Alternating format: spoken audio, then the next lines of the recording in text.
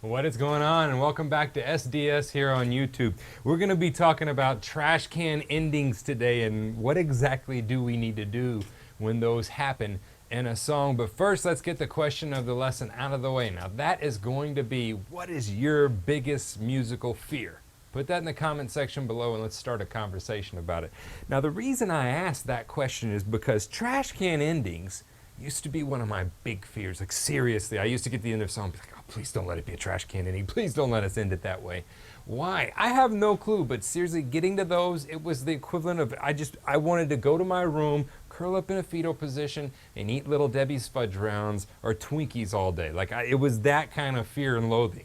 And why? Well, it was simply because I didn't know how to handle them. And you would not believe the amount of emails I get asking about trash can endings, which is kind of funny, but they're basically made so you completely go berserk, right? It's just play as many notes as you can, and then everybody crashes out and the band is done. So if you don't know what a trash can ending is, that's pretty much what it is. It's at the end of a song, we're gonna crash, we'll swell a little bit, we do some hot drum licks, right? And then everybody's out. Everybody goes nuts at once, and then we're out. But how do we handle that? Because a lot of times we get to them and it's like, okay, well, I don't know exactly what I'm supposed to do there because it is just a free form type play some things, right? In general, play some things. All right, so we're gonna handle how I approached learning how to play trash can endings. Right, so what I did was essentially, I go, okay, you know what, I can't string all of the, at that time I started playing professionally whenever I was 16, and I got a full-time house gig as a house drummer down on Bourbon Street when I was 19. So I got thrown like real quick into the fire and I had to learn this stuff. And so I began going, okay, well, at this point, I can't string all these complicated patterns together. I'm not Vinnie Colaiuta, like I'm not Dave Weckl. I can't do that right now, right? I'm 19 and I'm just trying to get this gig right. So what I began to do was I broke it down, and it always works best this way for me if I break things down into small pieces and make them very nerdy and organized, and that's how I can kind of build upon them. So what I said was, okay, I'm gonna just pick one pattern at the end of every song, and whatever that pattern is, I'm gonna play it. I'm just gonna play it over and over as fast as I can and hit it on as many drums as I can. Like, I'm gonna make as many combinations of that one pattern as I can. That's literally how I started approaching trash can endings. So an example of that is, let's say a paradiddle diddle. That's going to be right, left, left, left. If I was going in and I was going to the end of the song, I'd say, okay, this is a trash can ending. I'm going to use a paradiddle diddle around the drums.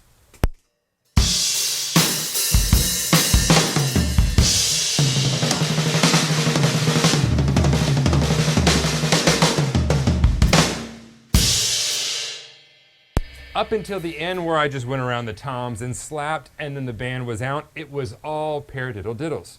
And that's just right, left, left, left. That's literally how I approached this, was one piece at a time. Okay, what if we had something else? I've taught on here before, there's something that I do called the helicopter.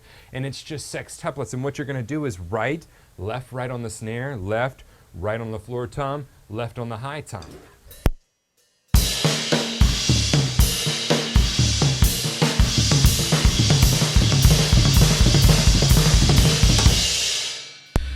I got to the end of the trash can ending and I said, hey, I'm gonna do a helicopter.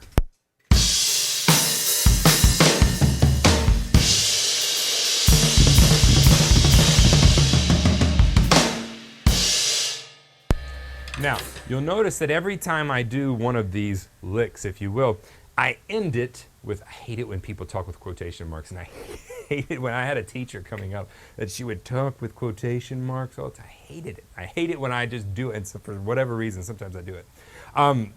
So at the end of whatever maybe I'm playing, maybe you're choosing Bonham triplets. Maybe you're gonna go kick right left, or kick left right, or right left kick, or left right kick, which are all just variations of that lick.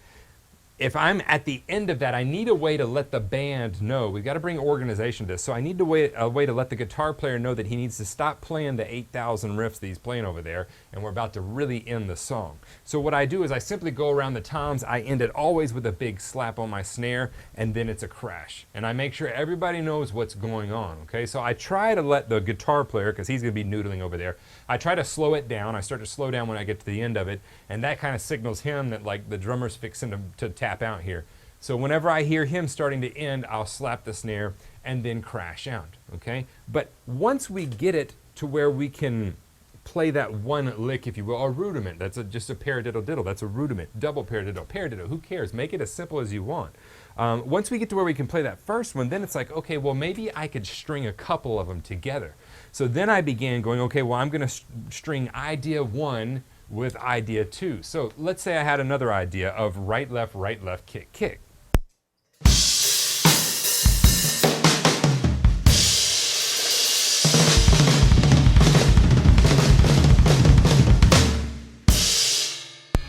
Once I would have that one down, then I go, okay, well, what if I added right, left, kick, kick to that?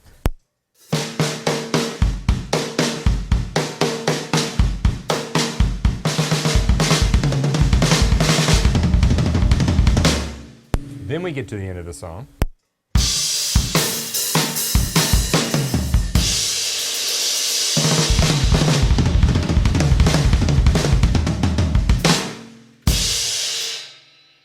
And all I did was play right, left, kick, kick, right, left, kick, kick. So this is a way for you to not be like, this is the Bible on how to play, you know, trash can endings.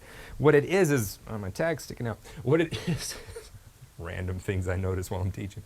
What it is it's an organized way for you to approach an unorganized event. So a trash can ending, once you crash out, is very unorganized until you give the big slap, and that's when the band knows that you're crashing out. So what you'll need to do is hit it in unison with everybody else, hit that crash.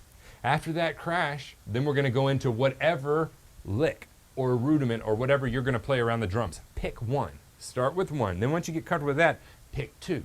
Then once you get comfortable with that, pick three. And before you know it, you'll be going through these patterns and interchanging them and not really, you're not even noticing that you're doing it. Now I don't notice what patterns I go into at the end of it. What if you're a beginner? Can you do it? Absolutely, trash can ending is possible. It's not about playing fast, you're just playing to prolong the ending.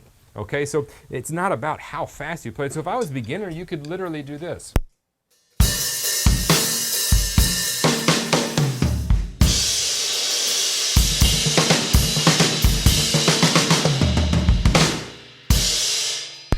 That is totally fine. You don't have to be.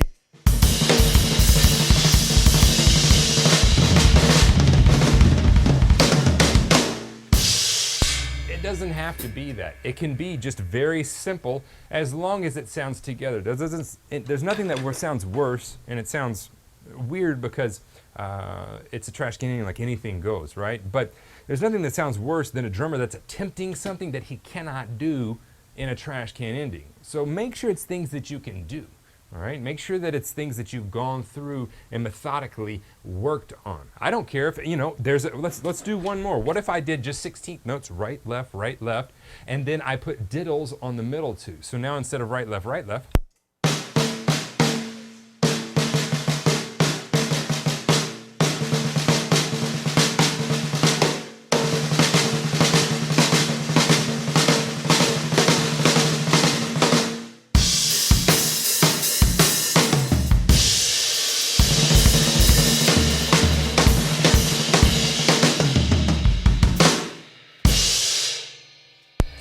even that simple pattern moved around the drums becomes not so simple and becomes something that you could put in a trash can ending. So my big deal for you is this. Take an unorganized event, make it organized. Begin with one lick or one pattern and go from there. Then add two, then add three, then add four. And before you get to the end of that song, decide which one it's gonna be. All right, that's my take on trash can endings. Hope it helps because I've gotten a lot of questions for some reason about that particular topic.